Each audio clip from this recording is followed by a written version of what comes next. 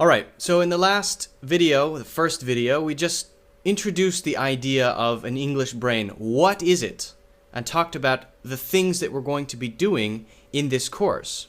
Remember, an English brain, simply, what I call an English brain, is just your ability to think in English.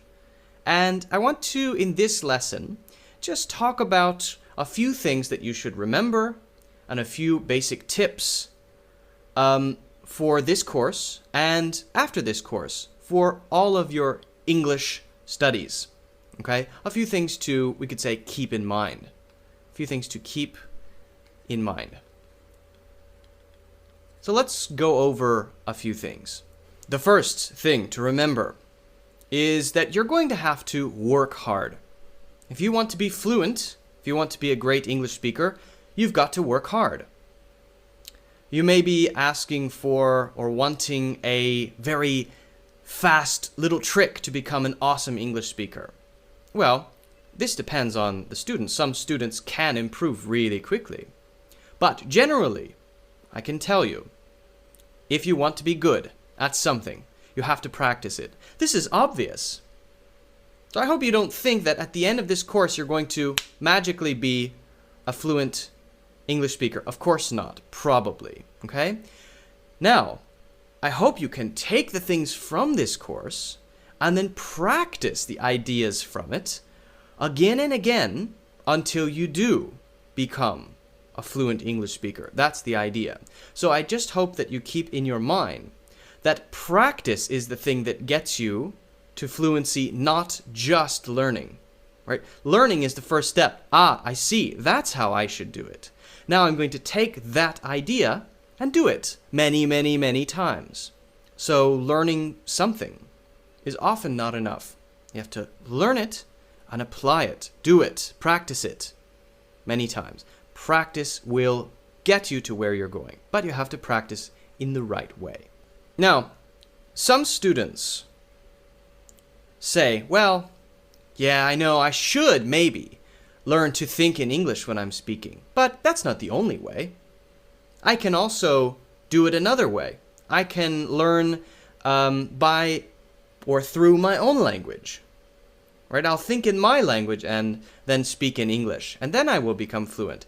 Both ways are okay. No, you will not meet, and you cannot meet a person who thinks in their language and at the same time speaks in another. It doesn't happen. If there's a perfect speaker of this language, or maybe they learned that language, when they're speaking that language perfectly, they're thinking in that language. And if they change and speak in another language, maybe their own language, then they're thinking in that language. The only way, there's only one road. There aren't two roads. Both are not okay. The only way is to learn to think in English. If you do not do it, you will not be a fluent English speaker. It's that simple. If you do not do it, if you do not learn to think in English, you will not be a fluent English speaker. I can promise you. I've asked a lot of successful students. I've talked to a lot of successful language learners. I've had a lot of experience teaching students. And the ones who succeed, the ones who do it well, are the ones who change their way of thinking and start thinking in English. It's the only way. So, both ways are not okay. Another really important thing to remember is that time does not equal success. You can spend a lot of time doing the wrong thing, doing things the wrong way. And one of the perfect examples of this is the way to study words. Now, we'll be talking about that very soon. In another lesson, we'll be talking about that. The time that you put in plus the methods that you use. Together, these things can make you successful. This is a way to improve English effectively.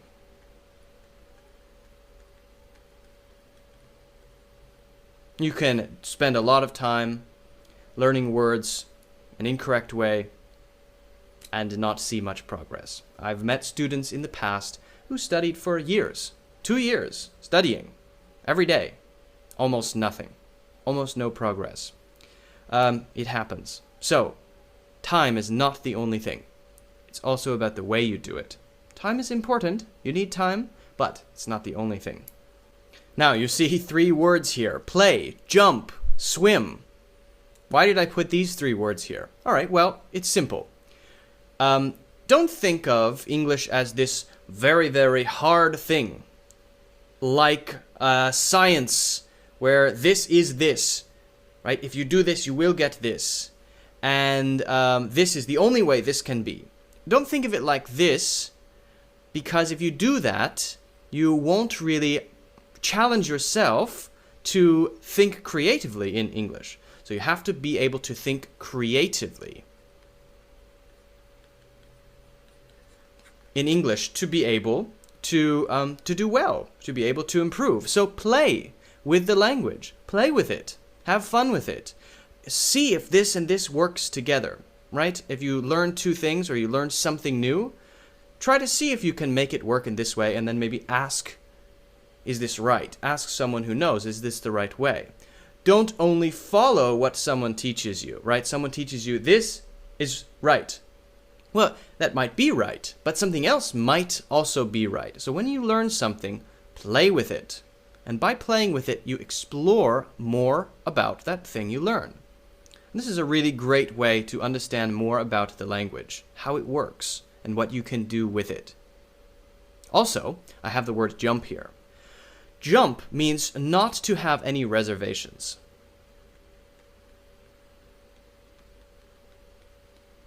That means don't be shy. Don't be shy. If you have the opportunity to speak in English, speak, try. You might think, oh, I'm not good enough, right? I don't know exactly how to say it. I don't know the right words to use. Just try. The ones who improve more quickly are the ones who just try. Okay, maybe you don't know the right word. Is there another way to say it? Can you describe it instead of saying the word? So jump into it. Be more enthusiastic. Be energetic. Use every opportunity or chance that you have to use and practice English. And by doing this, you will be around English more, and you will find out where your problems are. Ah, I tried this, it didn't work. They didn't understand that. So next time maybe I'll try this way. Ah, that worked. Okay, I got it. But if you never tried, if you just sat back and say, well, I'm not good enough, I don't know the right words, you'll never know this wasn't right. You'll never know this was weird, right? Being wrong sometimes, sounding strange sometimes, sounding incorrect or being incorrect sometimes, that's okay. That is okay.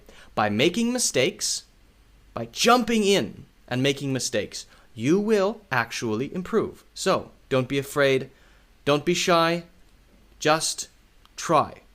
Don't be afraid, don't be shy, just try. Ah, it rhymes. Good. Swim. Swimming, basically, what I mean is immerse yourself.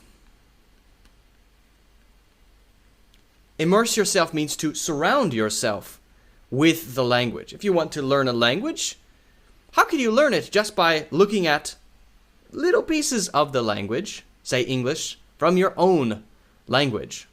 If you learn English through your language only, and you learn the meaning of that word with your language rather than that language, yeah, maybe, okay, you might learn something, but it won't be very deep, and you won't be able to really get a feeling for it, right? And it also might be a little bit slow, and it certainly won't help you to think in English, which is what this course is about.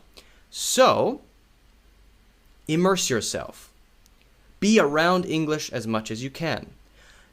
The best way to do this is to go to an English-speaking country and live there, but not everybody can do that, right? So there are many ways to surround yourself with English, and I'm sure you know some of those.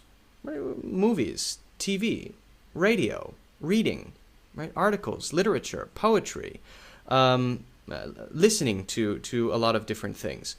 All of these are ways to immerse yourself, to swim in English, okay? don't be afraid to surround yourself with the language you're trying to learn. That's called immersion. And if you do it, you're more likely to improve more quickly, and you're more likely to be able to think in English, and you're more likely to be able to get a feeling for English. Okay? So, play, jump, swim. I have a 30-minute rule. For anything you want to learn, you can't just do it sometimes and not others. You need to do it regularly, right? Just like if you want to be strong, you want to build muscle. Well, you won't be able to build muscle if you go to the gym once every 2 weeks. You'll maybe build a little muscle and then lose the muscle. And then you go back to the gym 2 weeks later. You build a little muscle.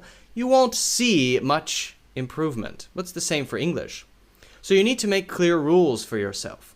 I mentioned that you need to spend time, but I want to be a little more specific now. Every day, you have to practice English. You have to keep English in your mind every day. And I have a limit about how much that should be. At least 30 minutes. Okay, so you have to spend at least 30 minutes, 7 days a week, for as long as it takes to become really good at English. Okay? It's not asking a lot. 24 hours in a day, 30 minutes is not that much. I think spending more than 30 minutes is better, of course, but no less than 30 minutes. Okay? At least challenge yourself 30 minutes a day. Make time. If you're serious about it, you will. Okay? So 30 minutes a day. And get into the habit of practicing or doing something with English 30 minutes a day. And you will see results. If you want to be good at something, it's often difficult to see what your own problems are. So you need some kind of feedback. Now, this is really the reason that teachers exist. Right? Teachers exist mainly to give you feedback about what you do to help you improve. Whether you're at the gym with your personal trainer, or whether you're in a class with a teacher. So the teacher is there to guide you. This is one way to do it. You need some kind of feedback. So taking a class is good. Okay? As long as you can get feedback, so you can know what you're doing right, what you're doing wrong, which direction you should be going. If you can't get a teacher, there are other ways to get some feedback. You might find a forum, or a place where you can ask questions and get answers to your questions. Okay? Now, there are many different places where you can do this, but this is another idea. There are other ways. Maybe your friends are also learning English, and you can use them as a way to get some feedback about what you might be doing right, what you might be doing wrong. You could form a group and practice together and give each other feedback. This is a good way as well. It's not bad. So, in any case, it's important to have some kind of feedback, some way to find out how you're doing, right? Because you might be doing something really, really wrong, and then you make that wrong thing a bad habit, and then it will be really difficult to change that bad habit. So some kind of feedback is pretty important. Some way to ask questions, at least. Now, the first of these is, okay, most people can handle that idea. The second is a little more difficult for some. The first is to make English a part of your lifestyle. I had mentioned that you should spend 30 minutes a day, at least, doing something with English, doing some of the things that we'll be talking about in the rest of this course. So, make it a habit. That's making it part of your lifestyle, right? But another aspect of that lifestyle thing is that you don't really think about, all right, now it's time for me to study English. Now it's time for me to spend 30 minutes, which I hate, practicing English. So this isn't the best way of doing it. This I wouldn't consider really lifestyle. Lifestyle English means you just do it, and it's part of your routine, and you don't hate it. It's just something that's there. And actually, it's better if you can enjoy it. So the next part is to try to enjoy the process of learning English and trying to become more fluent. The students who are most successful usually are the ones who really, really enjoy learning English, actually like learning English. If you like doing something, you're much more likely to be successful at it. If you hate doing something, it is less likely that you will be good at doing that. So try to find something about the language that you enjoy. Okay, you can still improve, you can still get better if you don't really like it, but it's certainly ideal if you can find something about it that you really like. That is the best situation. Okay, so try to enjoy it, make it part of your lifestyle. Okay, and that's really important. So, in the next lesson, we're going to be talking about how we can learn and practice by reading, the importance of reading, and how we can read in the right way to develop our English brain. So I will see you in the next lesson.